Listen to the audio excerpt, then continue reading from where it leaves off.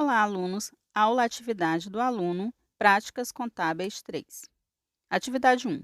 Tomando como base a utilização do balancete de verificação para conciliação contábil, julgue as afirmativas. Primeiro, o balancete pode ser utilizado para analisar o equilíbrio entre os valores lançados a débito e a crédito nas respectivas contas contábeis, derivado do método de partidas dobradas? Sim. Está correta. Segunda, utilizando o balancete, é possível verificar a consistência dos saldos finais de cada conta a partir da análise dos seus saldos anteriores, das movimentações a débito e a crédito de seus saldos finais? Sim, essa também está correta.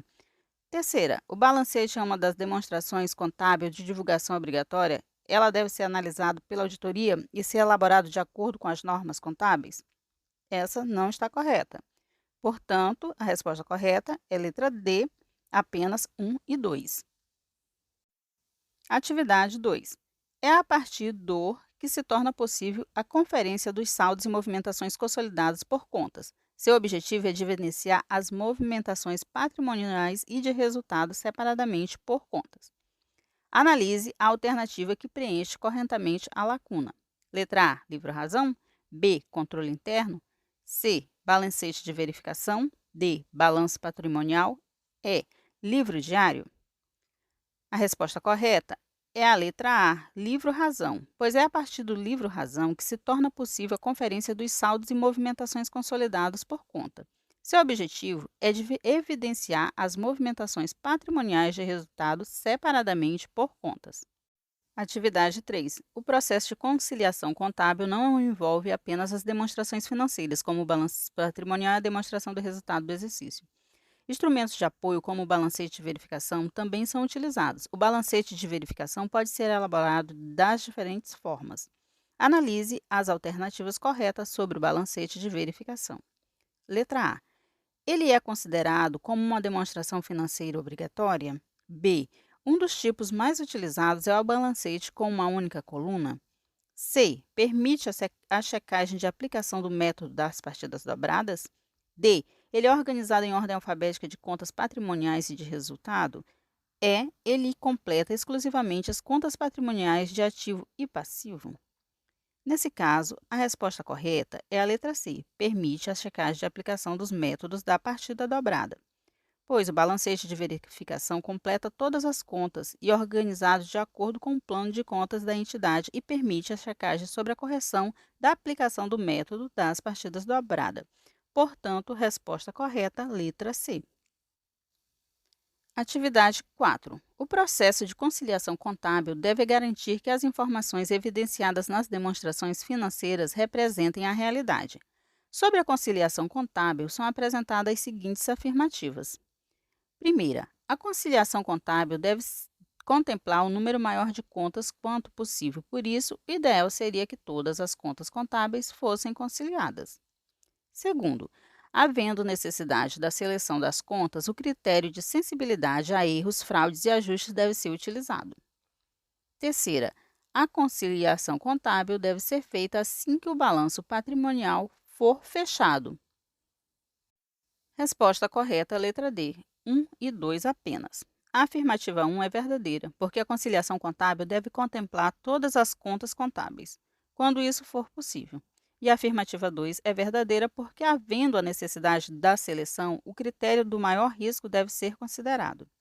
E a afirmativa 3 é falsa porque a conciliação deve ser feita sistemática e continuamente, sendo que o fechamento do balanço patrimonial deve ser realizado somente após a garantia de que as contas foram conciliadas e todos os lançamentos de ajustes foram feitos. Atividade 5. O processo de conciliação contábil envolvido com o encerramento do exercício pode apresentar muitos detalhes que precisam ser observados pelos profissionais. Dentre estes detalhes, encontra-se aqueles relacionados com as possíveis variações patrimoniais de investimento em outras CIAs nos registradas pela contabilidade. Assinale a alternativa que apresenta uma informação correta sobre as variações patrimoniais dos investimentos avaliados pelo método de equivalência patrimonial. Letra A. Elas não devem ser registradas pela contabilidade, pois, uma vez registrado, um bem não pode ter seu valor alterado. B. Os ajustes dessas variações derivam das normas contábeis e CPCs, que determinam e orientam critérios de avaliação para ativos e passivos. Letra C. As variações positivas nesses ativos refletem negativamente no resultado, quando reconhecidas e registradas pela contabilidade. Letra D.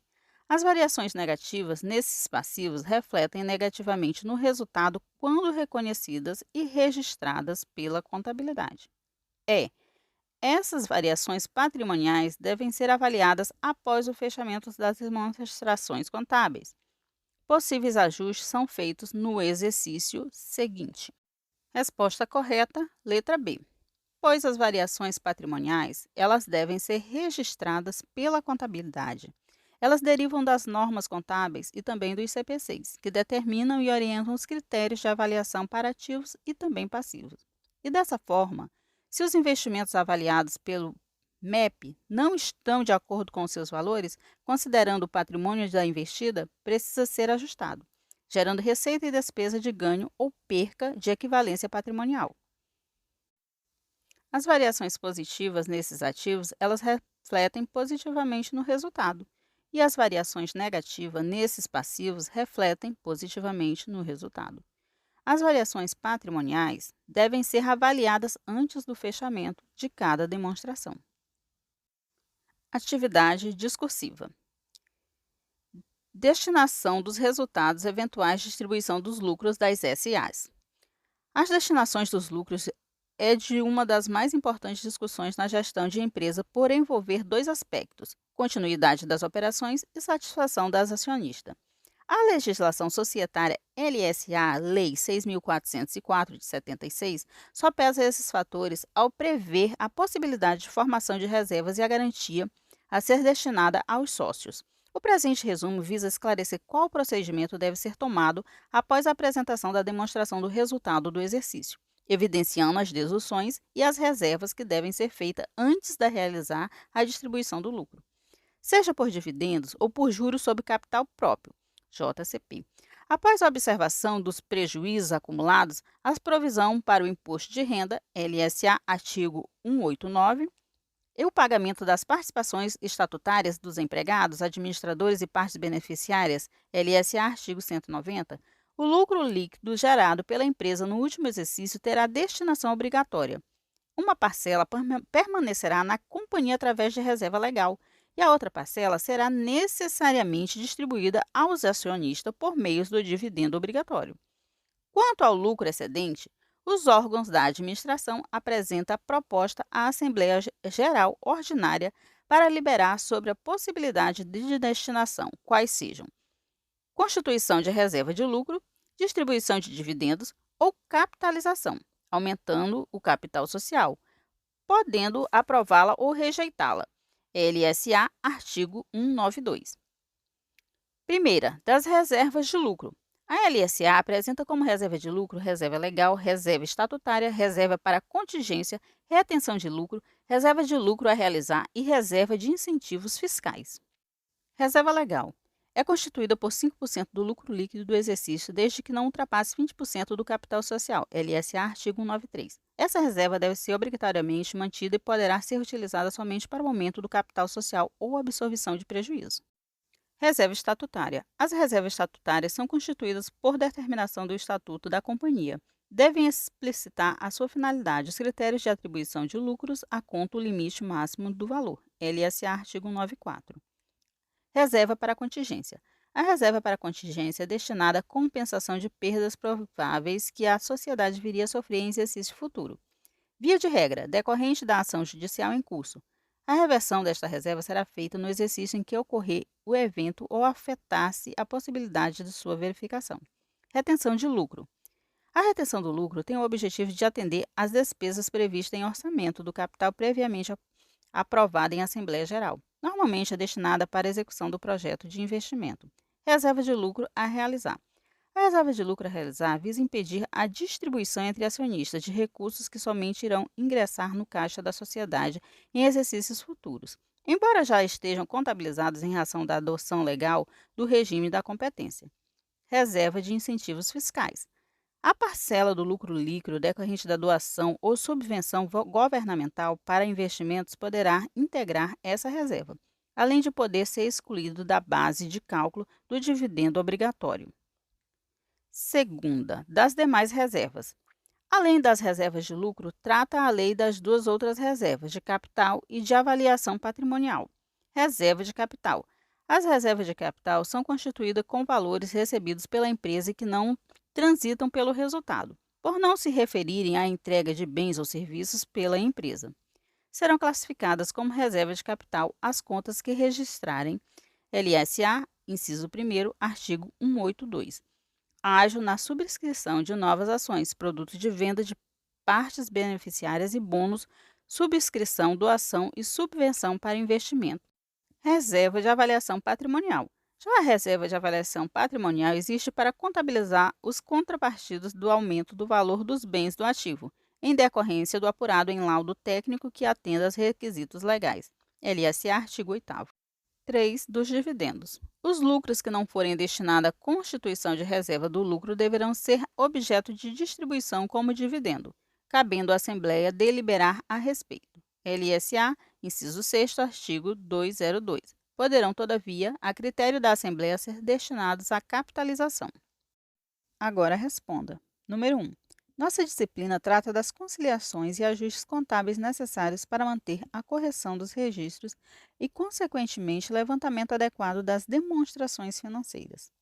Após o encerramento do exercício social, por exemplo, a destinação do lucro deve ser conferida e, se necessário, ajustada. O texto base traz os aspectos legais da destinação do lucro. O primeiro critério nesse sentido é checar a constituição de qual reserva. O que determina a legislação nesse sentido e para que ela deve ser utilizada? Resposta: reserva legal, que é constituída por 5% do lucro líquido do exercício, desde que não ultrapasse 20% do capital social. Essa reserva deverá ser mantida e poderá ser usada apenas para o aumento do capital social ou absorção de prejuízos. Segundo o texto base, após a apuração do lucro e cálculo do IR e CSLL, o que deve ser verificado em termos de destinação de lucros? Resposta: devem ser feitos pagamento das participações estatutárias de empregados, administradores e partes beneficiárias. Quando o governo oferece um incentivo fiscal para que a empresa execute um investimento, que tipo de reserva é realizada? Qual é a finalidade?